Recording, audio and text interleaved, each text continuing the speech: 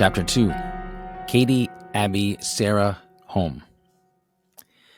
Abbie and Sarah shared a seat and chattered all the way home. Kate sat across from them and stared out the window. Something wasn't right. When she woke up in the middle of the night, she could just feel it. The closer the bus got to their house, the more she felt it. As the bus rounded on their street, a long shudder ran from the top of Kate's neck down to her toes, and she swallowed hard. Stopping across the street in front of their house, the driver swung the door open, and the three girls filed down the steps. After the bus passed in front of them, Sarah and Abbie stepped off the curb, but Kate reached out and grabbed them by their backpacks. "Wait," she said. Their home was a Cape Cod-style house. It wasn't big, but it was cozy and filled with love. It had a brick front with 3 dormer windows on the second floor. Their property sat on a long, curving corner, giving them a big front lawn and a small backyard. The girls like to say that they lived in a giant piece of pizza with a sidewalk crust. They lived there all their lives, learning to climb the 2 towering maple trees on the front lawn. That was one of the nice things about their neighborhood, all the trees, especially the maples with their rough gray bark. But the best thing was that right across the street, there is a big park full of trails and creeks to explore. Looking at their house, Kate noticed 2 things that seemed odd. Both cars were in the driveway, when there was usually only one, and it was quiet, really quiet. No birds, no lawnmowers, no wind, no sound, Kate said under her breath. She could feel Abbie take her one hand and Sarah the other. She didn't shrug them off this time. Together they stepped off the curb and crossed the street. They walked to the bottom of the front steps and stopped. "Katie?" Sarah said in a small voice. "Yeah?" "I'm not going to tell Mommy you said we were turds." "Yeah, okay, thanks." "Katie?" she said again, but even in a smaller voice. "What, Sarah?" Kate was getting a little agitated. "Why is the front door open?" Sure enough, the heavy wooden door was slightly ajar. Kate looked over at the driveway. Both their parents' cars were there, so they had to be home. It's okay," she said, with more confidence than she felt. "Let's go." That's all Abbie needed to hear. Brushing past Kate, she bounded up the stairs and pushed open the door and burst into the front entranceway, dropping her school bag to the floor with a loud thwomp. "Mom!" she yelled. "We're home!" Kate flinched. "Keep it down," she whispered to her sister. "Mom?" Kate called out half-heartedly, looking around. "Mommy," Sarah chimed in a bit louder. "What's that smell?" Abbie was wrinkling her nose. It was earthy, kind of like the smell when they would help their mother dig in the flower beds each spring. It almost had a taste to it. Kate glanced up the stairs, hoping to hear the familiar creak of her parents' footsteps. Nothing. She peered down the hallway in front of her.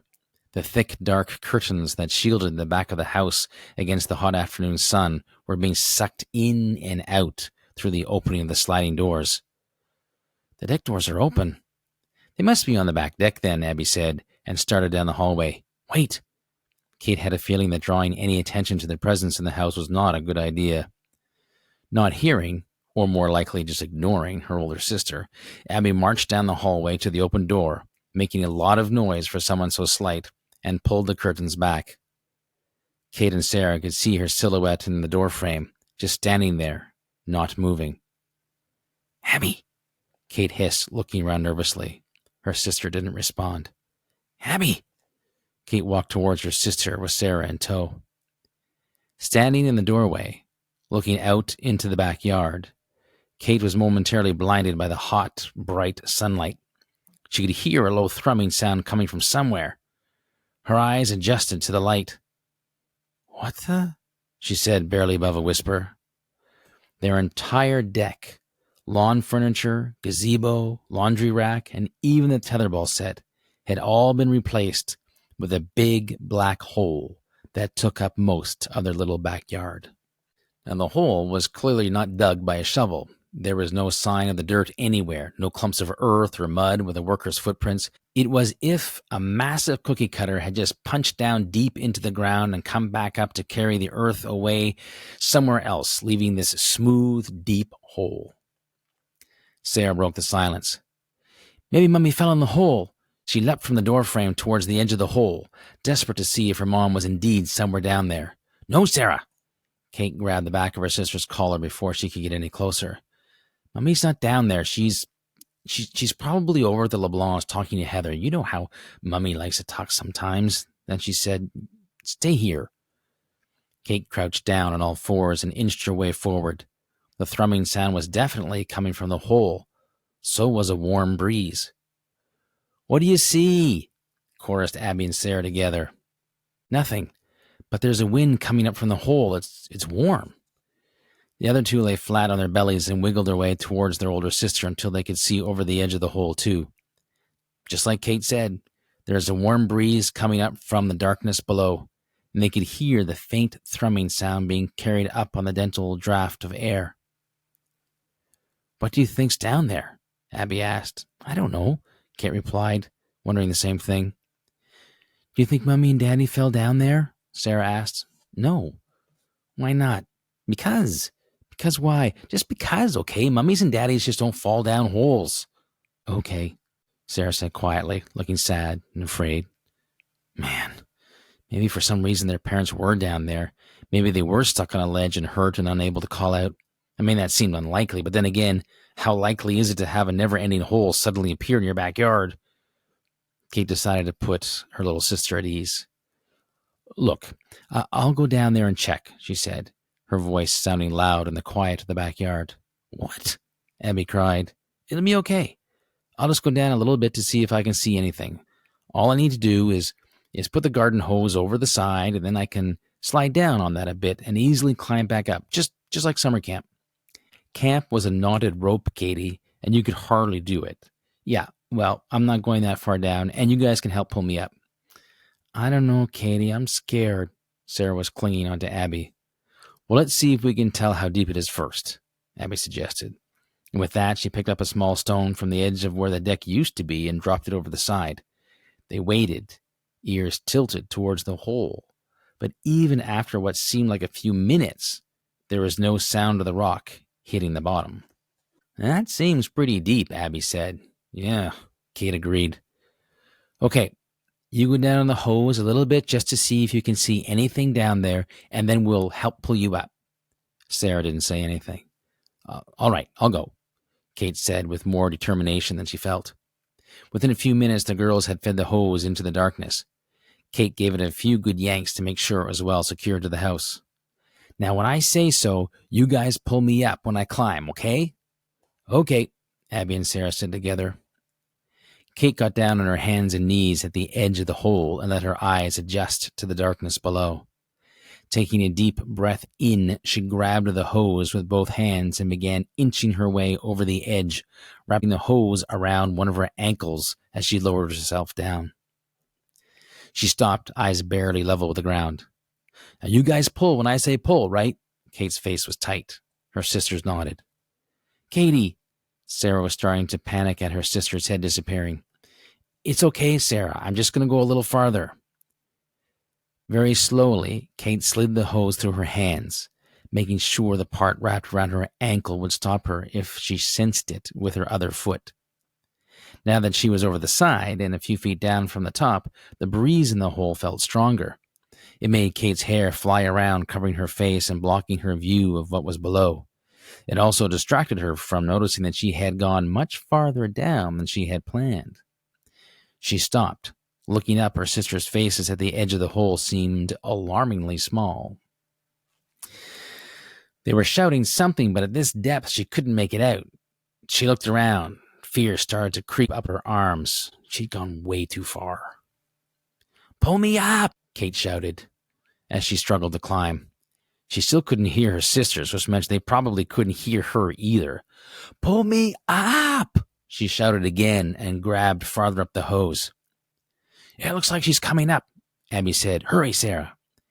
Sarah and Abbie grabbed the hose and leaned backwards as hard as they could, digging their heels into the grass, inching their sister up bit by bit.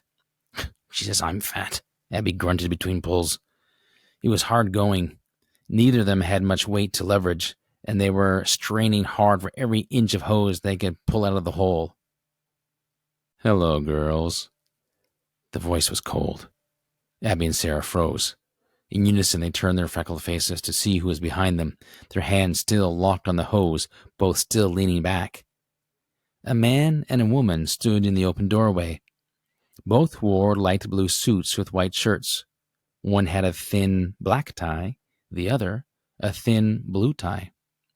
They both wore thick sunglasses, and their hair was cut short, close to their heads. They were smiling, but they weren't nice smiles. Abbie and Sarah felt a chill run down their spines. "What are you doing?" the man said, not changing the grin on his face.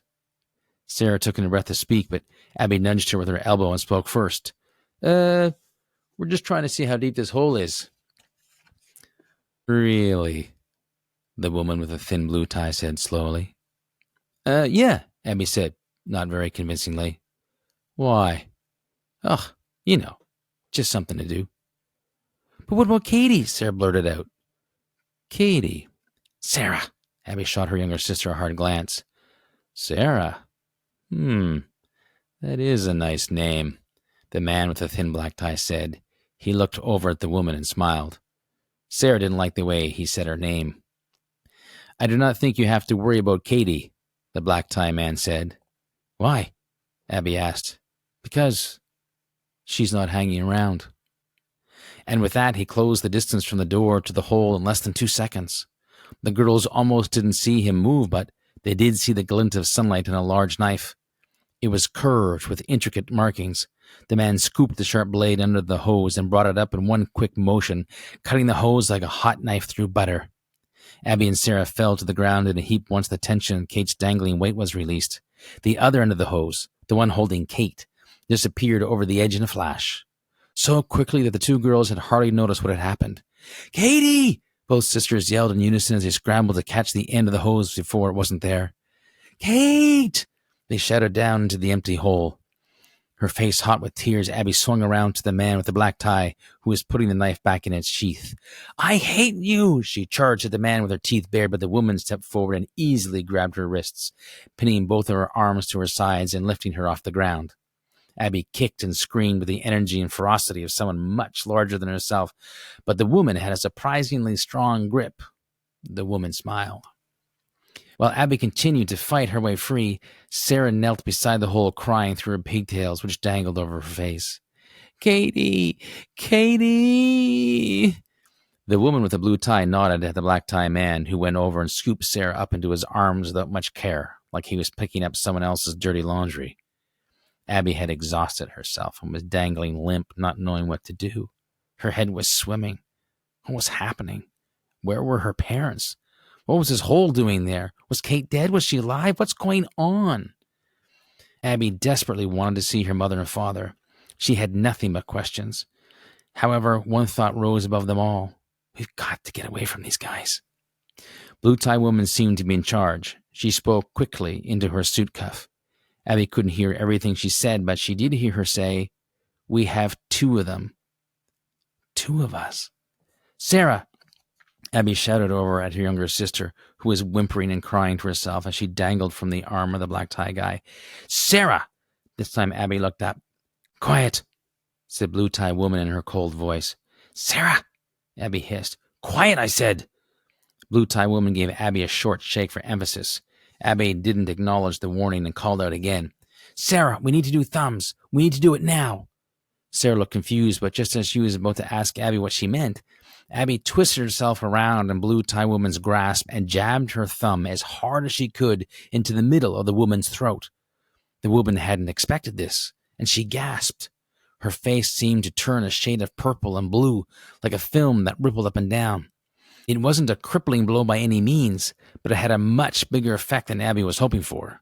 Startled and struggling to breathe, the blue tie woman loosened her grip. Abbie put her arms straight up over her head and made herself like a noodle, slipping out of the woman's grasp. Her feet on the ground, she immediately launched herself at the black tie man, causing him to stumble backwards over the water hose and let go of Sarah. One of his feet slipped over the edge of the hole. He fell to his knees and scrambled away from it. "Come on, Sarah!" Abbie grabbed her sister by the back of her shirt and propelled her forward, just missing the edge of the hole herself, and they took off around the side of the house. "Run, Sarah, run!" The girls weren't sure if the two mysterious people in the blue suits were coming after them, but they didn't have to wait long to find out. "There!" Black Tie Guy shouted as he rounded the back corner, his face twisted in anger. "There they go!" Well, I hope you enjoyed that chapter. There are plenty more to go, so make sure to like and subscribe so that you don't miss what's coming up next. There's a lot more to come. And if you are enjoying it, by all means, feel free to share this with your family and friends so that you can watch and listen together. I'm Eric Jingles, the author of The Nomies and the Surface Protocol. Thank you so much for watching, and I'm looking forward to seeing you next time.